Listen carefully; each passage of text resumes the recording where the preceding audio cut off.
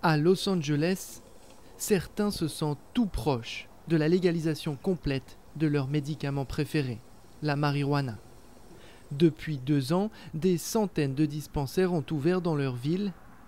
Face à cette prolifération, les autorités locales sont sur le pied de guerre, bien décidées à mettre un frein à ce phénomène, mais la tâche n'est pas évidente. Vous ne pouvez pas juste décider du jour au lendemain d'envoyer la police pour fermer tous les dispensaires. Il faut enquêter, s'assurer que le dispensaire que vous visez opère effectivement de manière illégale. Donc ça n'est pas si simple de résoudre ce problème. Les dispensaires s'abritent derrière une loi votée par les Californiens en 1996. Elle a légalisé la prescription de marijuana médicale. Le patient présente l'ordonnance que lui a faite un médecin.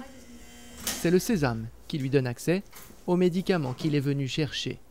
Le dispensaire n'accueille pas des clients ou des acheteurs, mais des patients, puisque tout le monde est ici uniquement pour se soigner et traiter divers symptômes, comme Justin, 20 ans.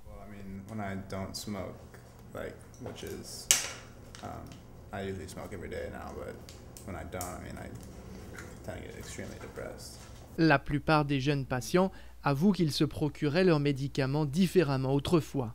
Ils sont ravis de ce nouveau système beaucoup plus sûr et qualitatif.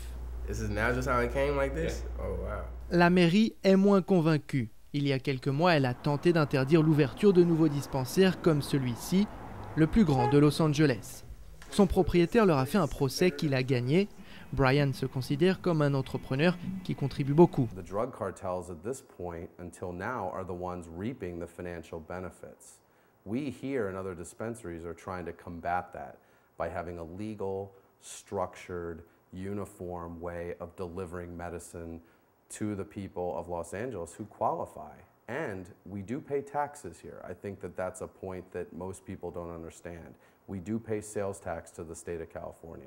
Outre la distinction entre l'utilisation médicale et récréative, c'est aussi sur la question des profits que se joue la bataille. Car la loi n'autorise pas la vente de marijuana médicale à des fins lucratives.